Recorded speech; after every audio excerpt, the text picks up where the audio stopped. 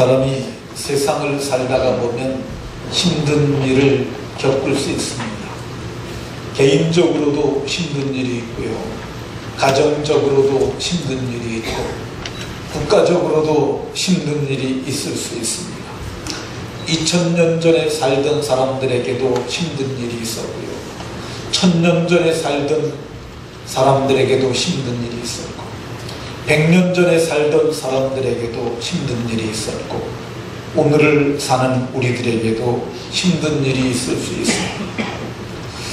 힘들 때 힘들고 어렵다고 침울해하고 우울해하고 낙심하는 사람들 많이 있습니다. 근데 성경은 어디에도 힘들고 괴로울지라도 힘들고 괴로울 때 침울해라, 우울해라, 낙심해라 이런 말 한마디도 없습니다. 오히려 성경은 항상 기뻐해라, 쉬지 말고 기도해라, 범사에 감사해라, 이것이 그리스도 예수 안에서 너희를 향하신 하나님의 뜻이라고 말씀합니다. 오늘 우리가 봉독한 본문 로마서 5장 1절에서 11절 사이에도 바울 사도는 3번에 걸쳐서 즐거워하라고 말씀하고 있습니다. 이 2절에 보면은 즐거워하느니라, 하나님의 영광을 바라고 즐거워하느니라. 3절에도 우리가 환난 중에도 즐거워하느니라. 11절에도 또한 즐거워하느니라 이렇게 말씀합니다. 이거는 바울 사도가 깨달은 거고 바울 사도가 누리는 즐거움의 복이에요. 이거를 바울 사도는 나 혼자 알고 있는 것이 너무 아까워서 이 은혜를 로마에 있는 교회 성도들에게 나눠주기 위해서 로마서라고 하는 편지를 쓰고 여기에서 5장부터 즐거워해야 될 이유를 설명하고 있습니다. 오늘 우리는 로마서 5장을 살펴보면서 바울 사도께서 누렸던 그 즐거움, 1세기 로마 공동체가 누렸던 그 즐거움, 이거를 저도 누리고 여러분들도 오늘 이 시간을 통해서 누리는 복이 있으시기를 예수님 이름으로 축원합니다. 그러면 바울 사도는 왜 이렇게 즐거워한다고 반복해서 말하고 있는 것일까? 1절에 보면은 믿음으로 의롭다 하심을 받았으니 내가 기뻐하고 즐거워한다고 이렇게 말하고 있습니다. 내가 의로운 사람이 되었다는 거예요. 성경은 사람이 죄악 중에 출생했다고 말합니다. 성경은 죄의 삭은 사망이라고 말씀해요. 한 사람, 그 사람은 아담이죠. 한 사람 아담이 하나님 앞에 범죄함으로 그 사람이 인류의 대표예요. 그래서 죄가 세상에 들어왔고 죄가 우리 모두에게 넘어왔어요. 이거를 어려운 말로 전가라고 해요. 우리가 죄를 뒤집어 쓴 거예요. 그래서 모든 사람이 죄인이 되었고 그래서 죄로 말미암아 사망이 모든 사람에게 이르렀다고 얘기를 해요. 죄로 죽을 수밖에 없는 인생이니까 인간에게는 절망밖에 없었습니다. 지옥이라는 피할 수 없는 함정이 우리를 기다리고 있었어요. 그런데 하나님이 내가 너희를 구해주겠다고 약속을 하셨어요. 그리고 기약대로 6절에 보면 기약대로 경건치 않은 우리를 구하시기 위해서 그분이 대신 죽으셨어요. 성경은 이렇게 말합니다.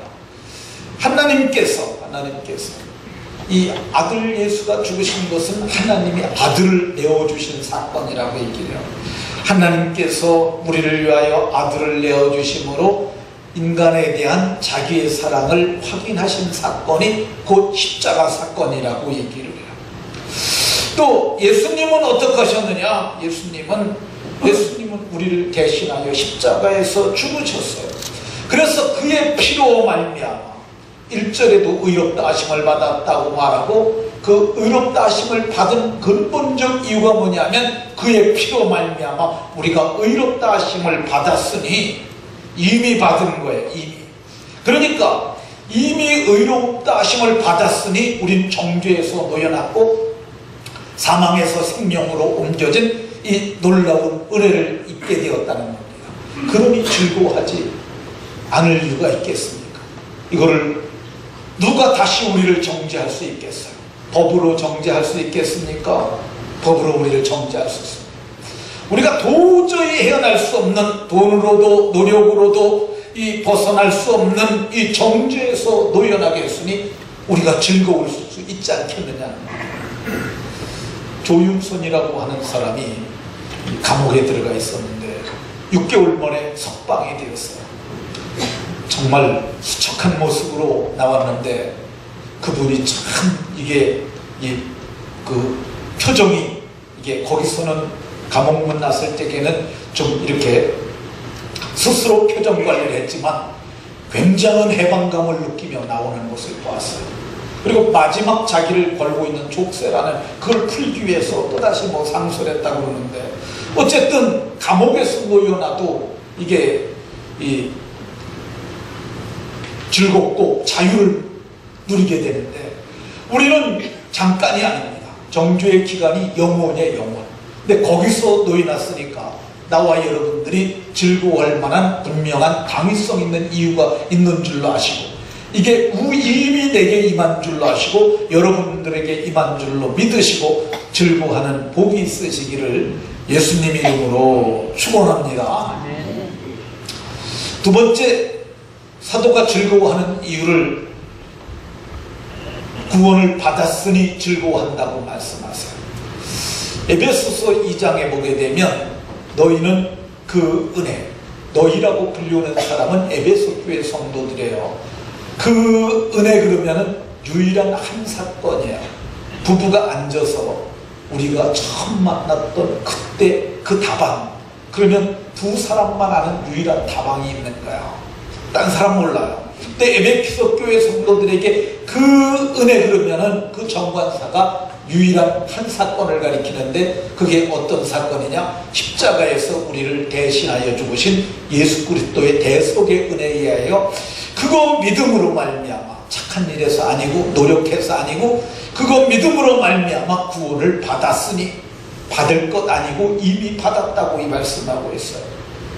그 구원을, 이미 받은 구원을 베드로 사도가 좀 더 정확하게 믿음의 결국 영혼의 구원을 받음이라 이렇게 말해요. 그러니까 우리가 구원받았다고 그러면 지금 영혼의 구원을 받은 거야. 그러니까 영원한 형벌에서 구원을 받았으니까 즐거워하는 게 마땅하지 않느냐는 거죠. 근데 사도는 여기서 한 걸음 더 나갑니다. 이 9절에 보면 더욱 그로 말미암아 진노하심에서 구원을 받을 것이니, 오늘 우리가 봉독한 본문 9절에 더욱 그로 말미암아 진노하심, 이 진노는, 진노 뒤에는 벌이 쫓아와요. 어렸을 적에 우리가 잘못하면 부모님이 화내잖아요. 화나다가 이 몽둥이 들고 때리잖아요. 마찬가지예요. 하나님의 진노 뒤에는 쫓아오는 게 형벌이에요. 근데 진노로 말미암은 지옥의 형벌에서 우리가 완벽하게 놓여나는데 그때가 어디냐? 신보좌 심판이라고 하는 그 심판대 앞에서 악인들은 왼쪽으로, 의인들은 오른쪽으로 갔대. 그때 마지막 거기 심판에서 우리가 구원을 받을 걸, 그건 장차 나타날 것이기 때문에 그걸 생각하며 즐거워한다고 얘기를 하고 있어요. 사도는 여기서 또 한 걸음 떠나갑니다. 10절에 보면 더욱 그의 살으심으로 말미암아, 그의 살으심은 예수님의 부활이죠. 그러니까 예수님의 부활을 성경은 천열매라고 얘기를 해요. 그러니까 예수님이 부활하셨으니 마지막 날에 나도 구원을 받을 것인데, 나도 부활할 것인데, 우리가 그때는 생명의 부활을 하게 되는데, 생명의 부활을 할 때 그때 우리가 어떤 몸을 입게 되느냐 하면 썩을 몸이 썩지 아니할 영광의 몸을 입게 됩니다. 성경은 이 만물을 자기에게 복종케 하실 수 있는 자의 역사로 우리의 낮은 몸, 썩을 몸, 천한 몸, 멸할 몸이죠. 이거를 자기 영광의 몸, 예수님의 몸과 같이 우리를 변케 하신 것이라고 이렇게 말해요. 그러니까 우리가 이미 구원을 얻었고, 그리고 지옥에서 구원을 완벽하게 심판해서 구원을 얻을 것이고, 마지막에 몸의 부활을 해서 영광에 참여할 것을 생각하니까 너무너무 즐거워서 오늘 사도는 즐거워하느니라 이렇게 말해요. 그 즐거움을 나도 누리고 여러분도 누리는 은혜가 있으시기를 예수님 이름으로 축원합니다. 오늘 바울 사도가 여기 보면은 즐거워한다고 그랬는데 즐거워하는 이유가 뭐냐? 2절에 보면 우리가 믿음으로 서 있는 이 은혜에 들어감을 얻었으며, 근데 이 말이 좀 어려운 표현입니다. 이게 신학적으로, 성경 신학적으로도 굉장히 많은 뜻을 담고 있는 말이에요. 그래서 제가 하는 말을 좀 잘 들으셔야 합니다. 우리가 믿음으로 서 있는 이 은혜에 들어감을 얻었으며 라고 얘기를 하는데, 이 말이 원문의 의미는 어떤 의미를 담고 있느냐 하면요, 이 하나님의 은혜 속으로 들어간다는 뜻이에요. 하나님의 은혜 속으로. 근데 이 하나님의 은혜라고 하는 것이 구약적 개념에서 보면 그게 시은소의 은혜야. 시은소라는 말은 은혜가 베풀어지는 장소, 다시 말하면 법궤 위에 있는 그 속죄소를 의미하는 것입니다. 근데 이 속죄소가 있는 곳을 성전이라고 그러는데, 성전 밖에는 뭐가 있느냐면 이방인의 뜰이라는 것이 있어요. 그러니까 이방인들, 히브리 아브라함의 자손들, 할례받지 못한 혈통적 이스라엘 자손이 아닌 사람들은 이방인의 뜰까지 들어갈 수 있어요. 근데 성전 옆에는 뭐라고 들어갔냐면, 이방인이 여기에 들어가면 죽임을 당할 것임. 이방인들은 더 이상 갈 수 없었어요.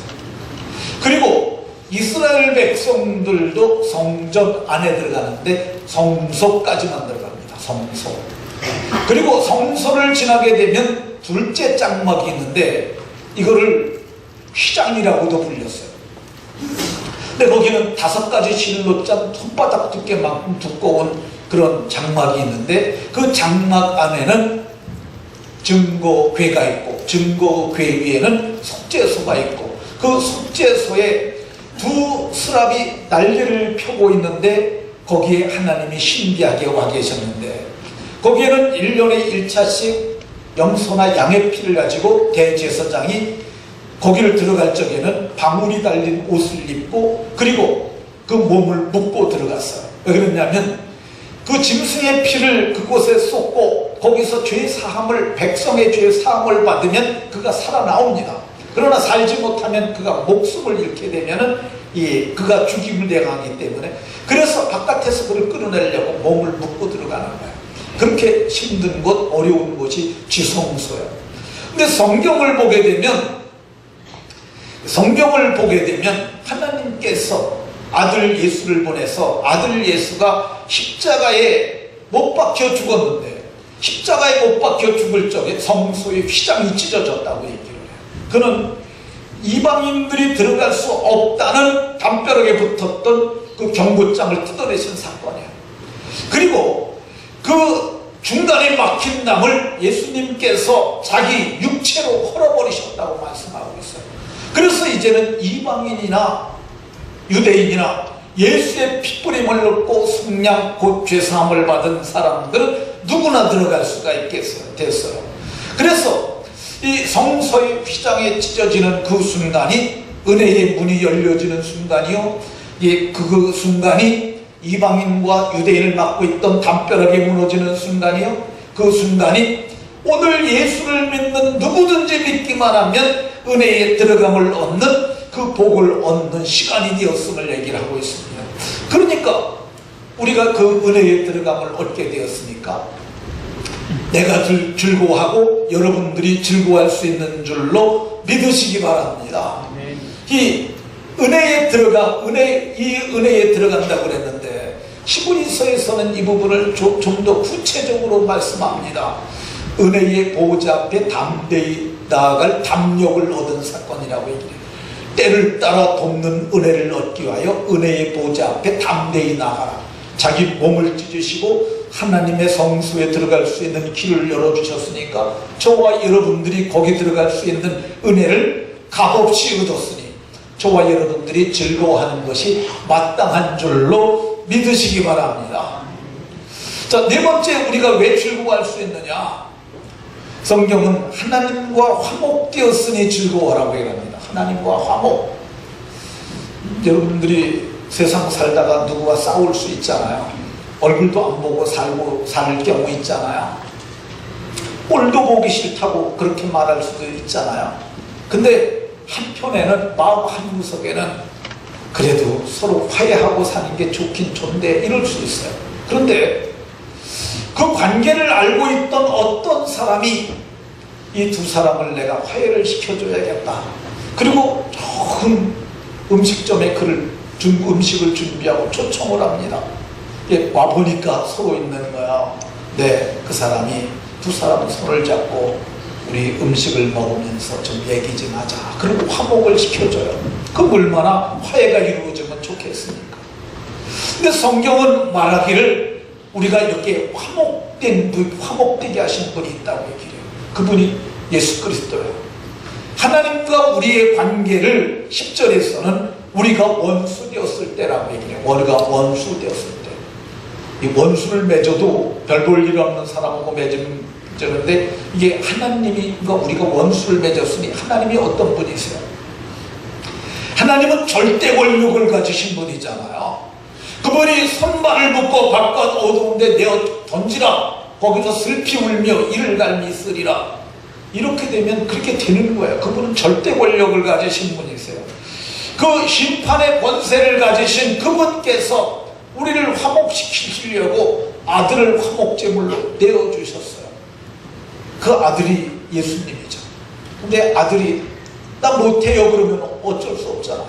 근데 아드님이 이 땅에 사람의 몸을 입고 오셔서 세상의 죄를 다 뒤집어 쓰시고 십자가에서 자기 몸을 죄를 대속하기 위하여 대신 속죄의 제물이 되기 위하여 자기 몸을 내어주셨다고 말씀하고 있습니다. 그래서 하나님은 아들이 내어주는 금없는 자기 아들의 피, 염소나 송아지의 필요하지 아니하고 아들 예수의 피를 받으시고 이제 됐다고 말씀하셨어요. 그래서 그의 아들의 죽으심으로 말미암아 10절에 그의 아들의 죽으심으로 말미암아 이제는 우리가 화목이 이루어졌어요. 하나님이 용서하셨고 하나님이 우리를 하나님의 가족으로 받아주셨고 하나님이 우리에게 아들의 영을 주셔서 하나님을 아버지라 부르게 하셨고 그리고 우리에게 상상할 수 없는 빛들의 아버지께로부터 내려오는 각양 좋은 은사도 주신 것을 믿으시기 바랍니다. 그래서 11절에서 우리를 화목하게 하셨으니 하나님 안에서 또한 즐거워하느니라. 하나님 안에서 우리가 즐거워할 수 있는 줄로 믿으시기 바랍니다. 왜 사도는 우리를 얻어 즐거워하라고 그러냐? 하나님의 사랑이 우리 마음에 부어졌다고 이렇게 말씀하고 있어요. 하나님의 사랑. 누가 우리를 사랑하느냐 참으로 중요하죠. 근데 누가 사랑하든 사랑을 받는 건 확실히 좋은 겁니다. 제 친구들 중에 손주 이렇게 난 친구들이 많이 있어요. 근데 그 친구들이 동영상으로 이 손주가 자기 얼굴에 뽀뽀해주고 그러는 거 동영상으로 찍어갖고 갖고 다니는 친구들이 있습니다. 그리고 할아버지 사랑해 애기가 그런 말 하는 걸 그걸 보고 또 보고 뭐 복잡하지도 않잖아요. 어렵지도 않잖아. 보지 않아도 다 눈 속에 기억 속에 다 있잖아요. 그걸 또 보고 그러면서 그걸 즐거워요. 근데 우리를 성경에 보면 애기가 아니라 천지 만물을 창조하신 절대 권력을 가지신 그분이 우리를 사랑한다고 말씀하고 있어요. 얼마만큼 우리를 사랑하셨느냐? 아들을 내어주시고 그것이 사랑의 확증이라고 해요. 확실한 증거를 보였는데 내가 말로만 너희를 사랑하는 거 아니다. 진짜로 너희를 사랑한다. 사랑의 증거가 아들이라고 아들을 내어 십자가에 내어주셨어요. 그것이 하나님께서 우리를 사랑하시는 사랑입니다. 인간의 사랑은 어떠합니까? 인간의 사랑은 참 유한하고 작을 수밖에 없습니다. 금요일에 저희 교회가 교육자들이 모여서 회의를 합니다. 11시에 모여서 회의를 하는데 이번 주에도 11시에 모여서 회의했어요. 회의하는데 박선주 집사가 애들하고 로비에 있더라고요. 그래서 제가 물어봤어요. 왜 여기 있느냐 그랬더니 MT, 중고등부 찬양팀 MT 가려고 이렇게 준비하고 있다 그래요. 그래서 이 차가 도착을 해서 타고 가려고 해서 제가 회의 중에 나가서 애들을 모아놓고 기도해 줬어요. 잘 갔다 오라고 얘기를 했어요.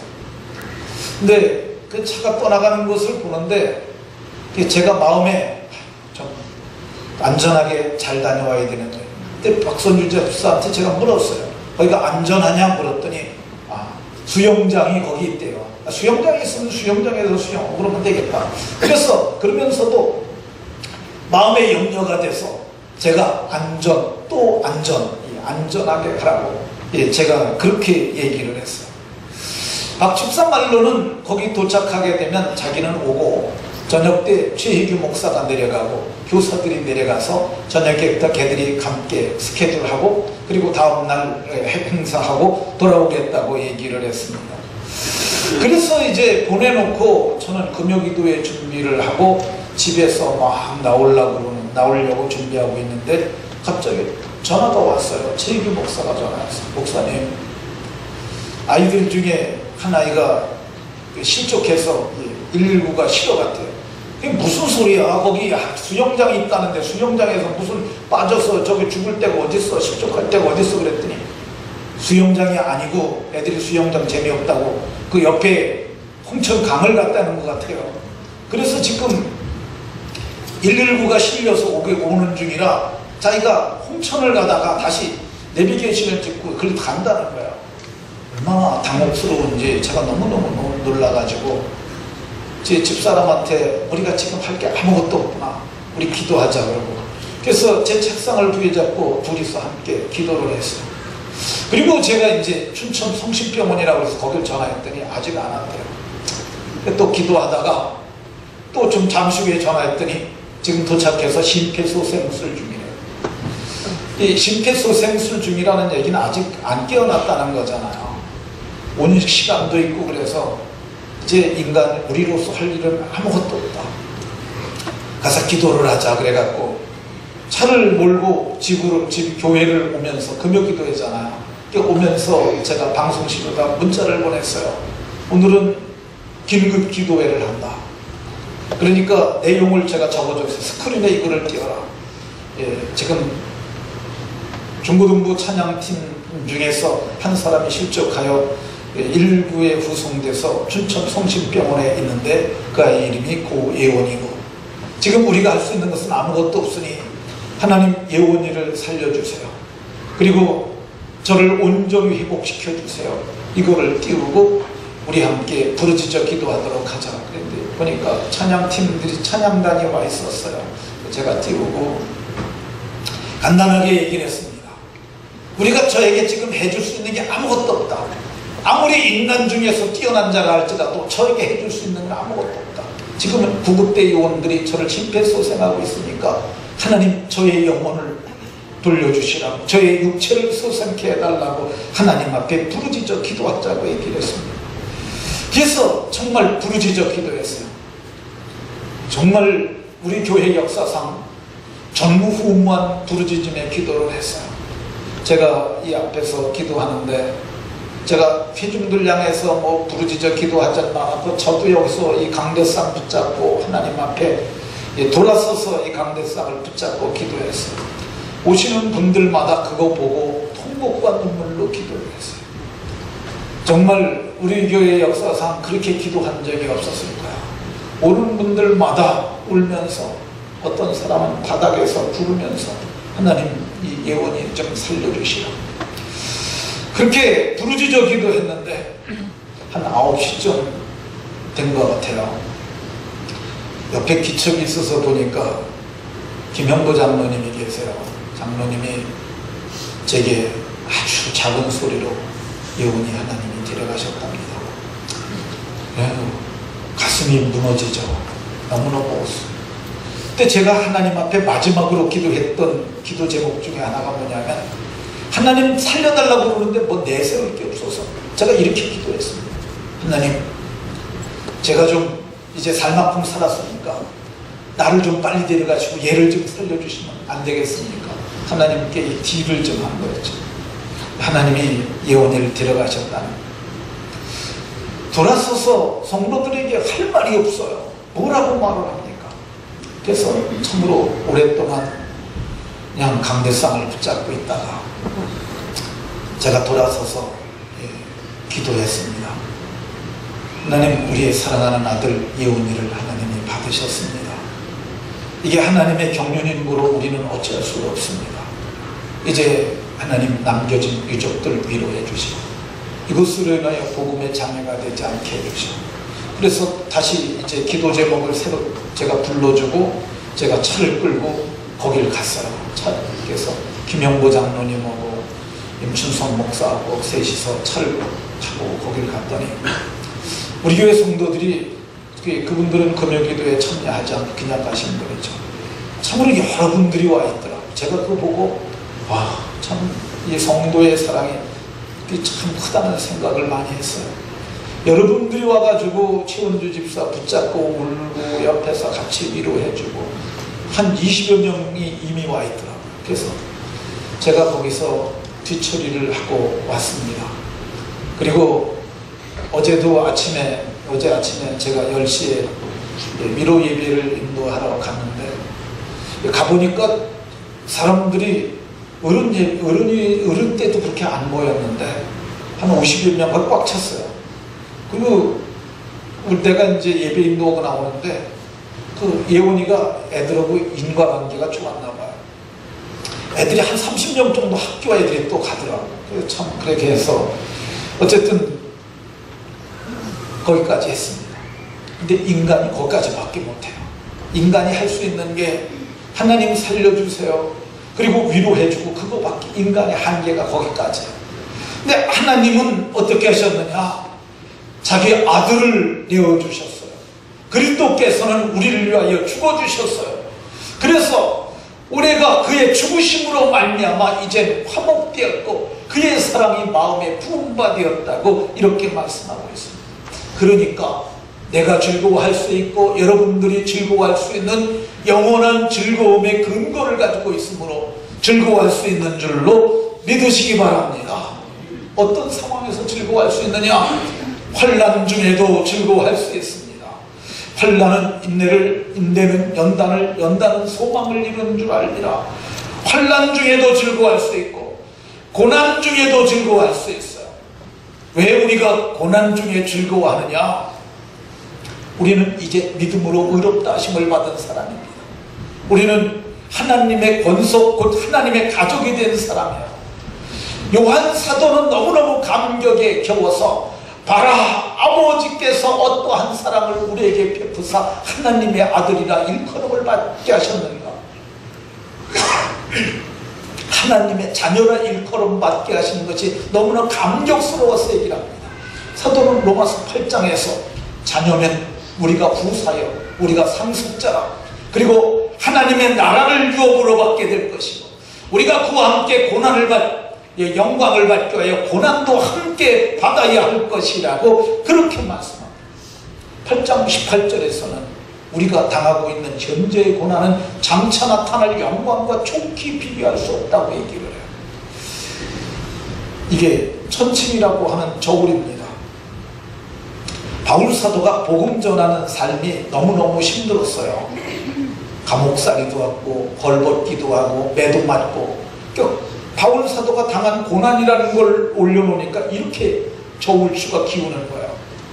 근데 바울 사도가 가만히 생각을 해보니까 받은 은혜를 여기다, 이쪽에다 올려놔 보는 거야. 이쪽에다 장차 나타날 걸 생각을 해보니까 이렇게 기울어 버리는 거야.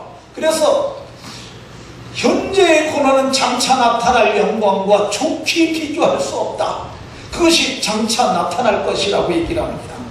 그래서 베드로 사도도 너희가 그리스도의 고난에 참여하는 것으로 즐거워하라. 이는 그의 영광이 나타나실 때 너희로 즐거워하고 기뻐하게 하시리라고 얘기를 하고 있습니다.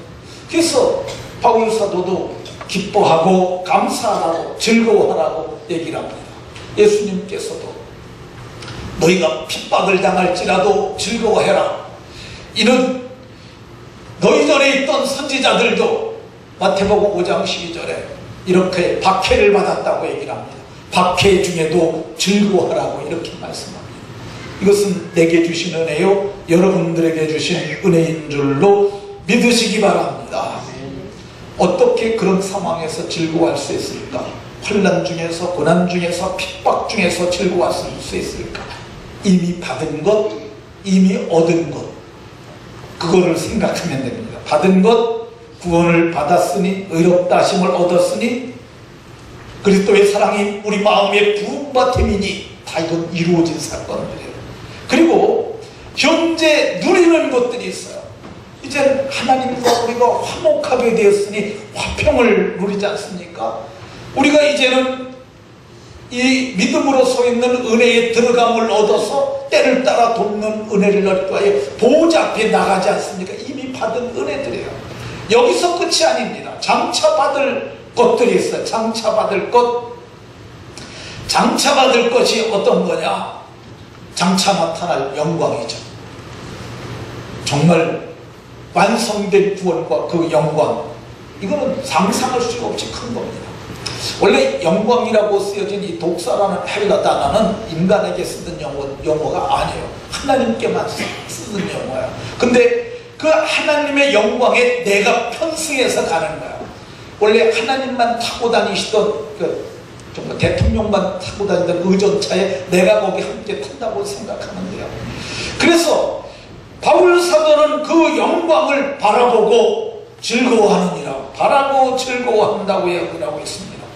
그 영광은 가히 상상할 수 없는 것이라 베드로 사도는 우리가 즐기는 오늘 현세에서 누리는 즐거움도 그는 영광스러운 즐거움이라고 표현을 했어요. 베드로전서 1장 8절에 영광스러운 즐거움으로 즐거워하나니, 이 영광스러운 즐거움이 현세에서 내가 누리고 여러분들이 누릴 수 있는 겁니다. 말씀을 마치도록 하겠습니다. 우리가 세상을 살아가는 동안 여러분들에게 영광스러운 즐거움이 여러분의 미래를 살아가는 동력이 되고 기쁨의 원천이 되시기를, 그래서 힘있게 환난 중에도 고난 중에도 핍박 중에도 이기고 살아가는 행복한 정말 행전의 그리스도인들이 다 되시길 예수님 이름으로 축원합니다.